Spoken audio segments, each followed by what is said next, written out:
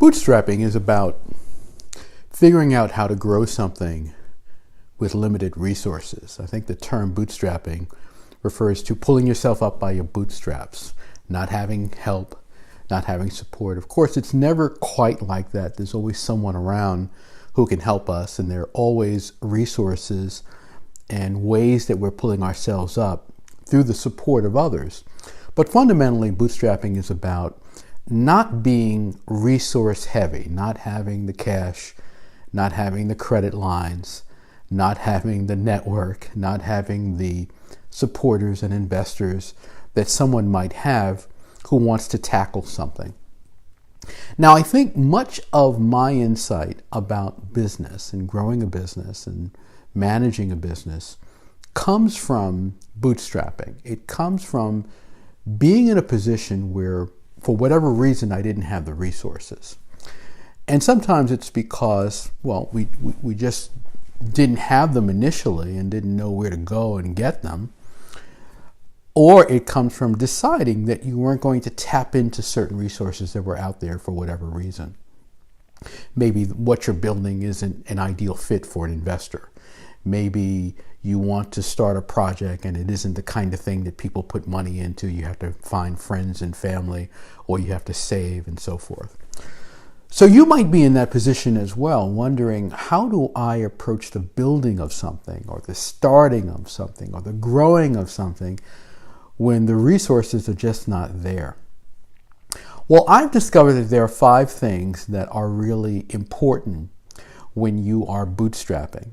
And if you lose touch with these things, it can be really difficult. But if you're aware of these things and you're conscious of these things and you understand what phase you're in along this path, bootstrapping can be a little bit, well, I won't say it will be easier, because bootstrapping does entail some difficulty. But bootstrapping can be more manageable when you have a sense of what the trip is about. The first thing in bootstrapping is really understanding your mission. And I'm not talking about an academic mission here. I'm talking about, why are you doing this? What is your goal? Am I doing this because I want to be self-employed? Am I doing this because I want to help kids? Am I doing this because I want to bring this technology to the world? Am I doing this because people in my community need this? Am I doing this because I've got something to say and I want it out there? So you have to figure out what that mission is. And I think whatever that mission is, that's fine. It's okay to have a mission that says, look, I want to build wealth. I want to make this something that's financially successful. That's okay. Whatever it is, you've got to know what that mission is, because you are going to have to be all in on the mission.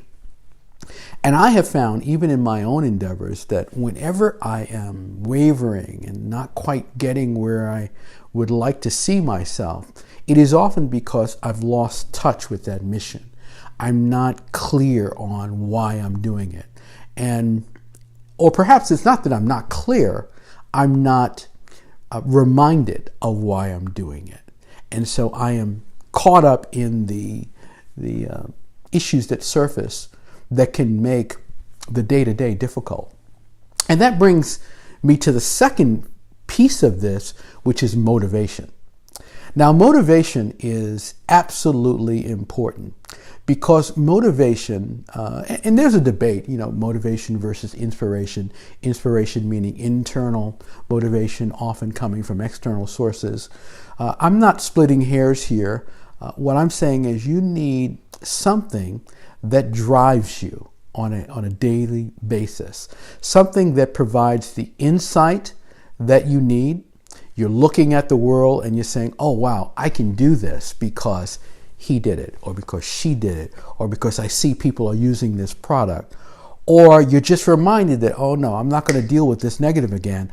I'm going to stay focused on what I'm doing. So whatever that is that motivates you, you have to have that. The thing that makes you get up every day, the thing that makes you keep going, the thing that reminds you of your mission, its possibility, and that why you are doing what you're doing. You have to be able to get up every day and go for it. Whether that means making a call, traveling across town, writing a proposal, stuffing envelopes, whatever it is that you have to do, knocking on doors, you've got to be motivated every day to do that.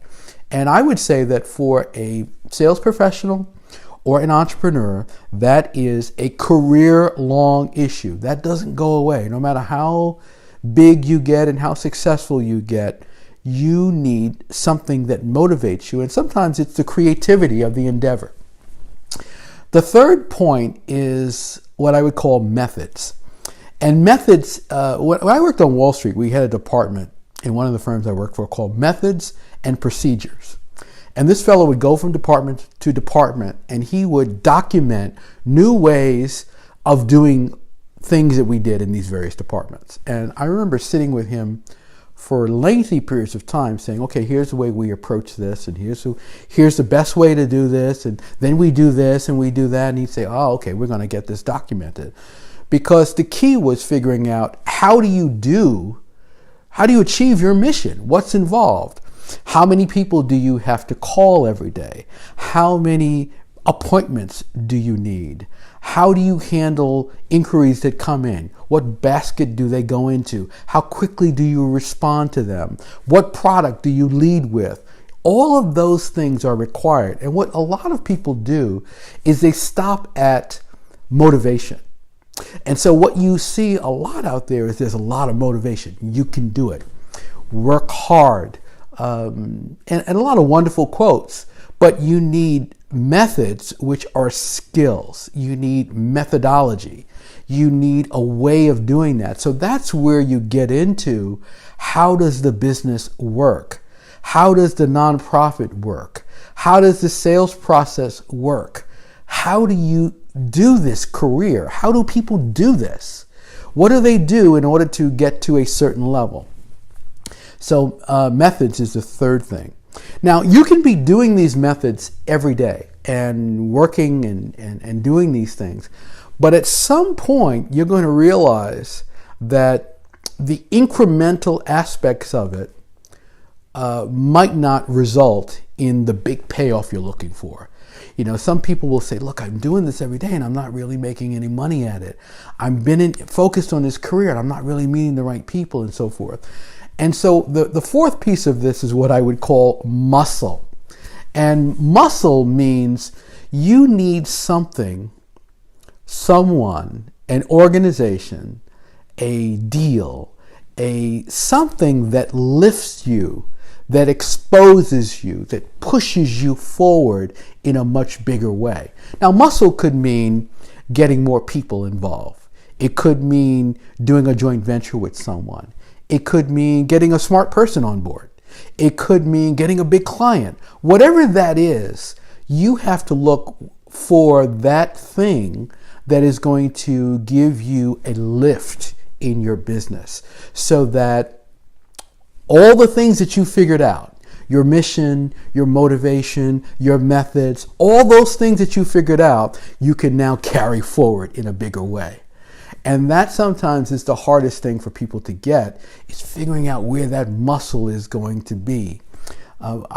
In my experience, I have found that the muscle often comes when you figure out something and then you say, okay, I'm going to go to market in a bigger way. I'm going to connect with more people via email.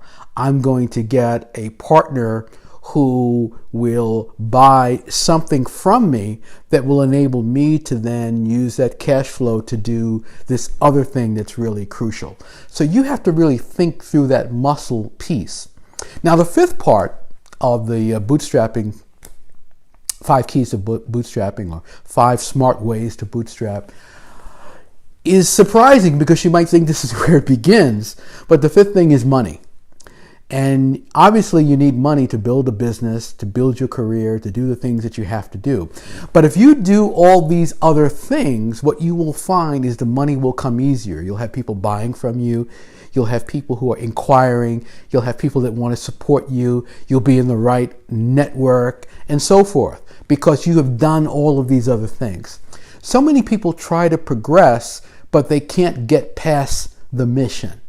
They have an idea, but it's not a true mission. It's like not inside something that they really committed to doing. They're not motivated. They haven't figured out the methods of doing it, and they're not consistent at it.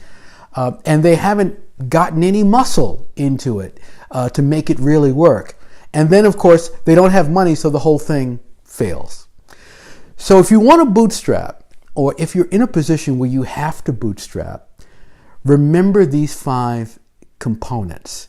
These 5 ideas will serve you well, and they will certainly strengthen your capacity and your ability to achieve the goals that are important to you. If you like this tip, give me a thumbs up. Let me know.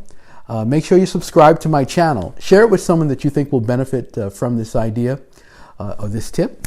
And I look forward to chatting with you more. I'll see you next time.